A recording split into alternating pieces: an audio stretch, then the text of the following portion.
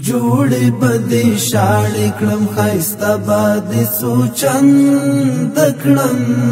ملي تدارکات کمیسیون د شاوخوا 11 میلیارد افغانیو په ارزښت مختلفې پروژې منظورې کړې. د ریاست الوزرا اقتصادي مرستیال محترم ملا عبدالغني برادر اخوند په مشرۍ ملي تدارکات کمیسیون د شاوخوا 11 میلیارد افغانیو په ارزښت د 24 پروژو قراردادونه منظور کړل. د ملي تدارکات کمیسیون نوبتي غونډې ته چې د روان لمریز کال دوري میاشتې په 15مه نیټه په مرمرینه ماڼۍ کې جوړه شوې وه، له اجنډا سره سم 29 پروژې د منظورۍ لپاره وړاندې شوې چې له جملې د 24 پروژو قراردادونه منظور، د 4 لغوه او د یوې پروژې د قرارداد په اړه ټاکل شوې کمیټې ته دنده وسپارل شوه چې په هر اړخیز ډول یې وڅېړي او خپل راپور د ملي تدارکات کمیسیون راتلونکې غونډې ته وړاندې کړي. په منظور شوو پروژو کې د کابل کندهار لوی لارې د اساسي بیارغونې د پاتې چارو بشپړول، د کونړ نورستان سړک د تخریب شوو ساحو بیارغونه، په مختلفو ولایتونو کې د افغانستان برېښنا شرکت اړوند پروژې، د ملي دفاع وزارت د مرکزي قطعاتو او جزو تامین لپاره د هغوی د اړتیا وړ توکو برابرول